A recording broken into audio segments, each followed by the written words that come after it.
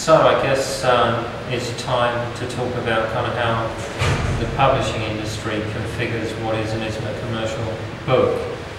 And I often find that quite strange because when I wrote my novel 69 Things to the Dead Princess, a lot of people thought this was an extremely uncommercial book in that it doesn't use a linear plot.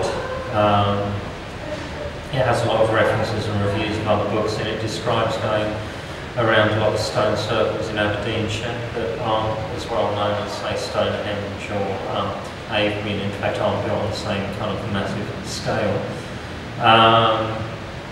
And was just considered to be quite a difficult book. It's definitely a difficult book to get published. At least one publisher refused to look at it simply because they thought the title was offensive. I thought it was a great title, and of course that was one of the things that made it a little bit more commercial. But in actual fact, you know, what's very interesting is you constantly have the pressure from kind of a lot of publishers in the publishing industry. They say, oh, you know, Stewart, you're a really good writer, but you know, what you do is just too uncommercial, and you kind of gross people out with all this horrible sex and violence, and you know, couldn't you just kind of calm it down a little and use a little bit more plotting and fill out the characters a bit more, because that's the sort of thing that readers like. And you know, then you can sell a lot more books. But in actual fact, you know, I move around with what I'm doing with the different books depending on what I want to do and what I'm experimenting with and what interests me. So one of the things I've done is I move through working with the third person, then into the first person, and the book I'm currently writing is actually the second person, because that's something new for me.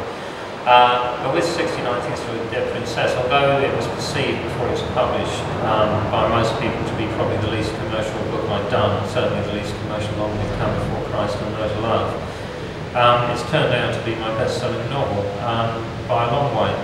Because what I was using was kind of giving a postmodern take on a lot of kind of modernist literature. And one of my kind of flying off points for that book was Quinn's Berg, and I was kind of referring back to a lot of classic modernist literature. And in a lot of universities, there's people who teach this stuff. They might teach Burroughs.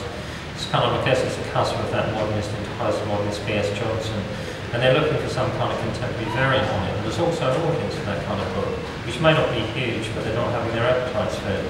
So when someone kind of comes near to that style, then you've got an audience, a general audience who are looking for it, but it also gets picked up for university syllabuses.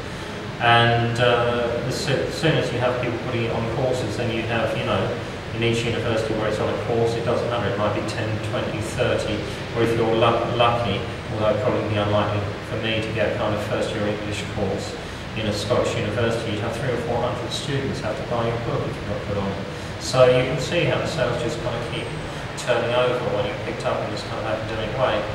I mean, that's not generally where my books have sold, but certainly for someone like Kathy Acker, a lot of her kind of circulation was through that kind of more academic route. So it's quite interesting that what on the surface appears to be, you know, quite an uncommercial approach to writing, and actually taking, you know, when you're being urged to be more commercial, taking a less commercial approach, it can actually help you sell more books, which just shows, you know, how much a lot of people in the publishing industry actually understand about what's going on with books they produce. There's a lot of lovely people in the publishing industry, but I do think there is a little bit too much throw enough shit at the wall and some bit of a stick type attitude. Because what you see is people kind of chasing themselves and trying to publish the same style of book again and again, and this kind of slight dumbing down of literary fiction, you know, like middle ground literary fiction, which was always dumb and always a stupid genre.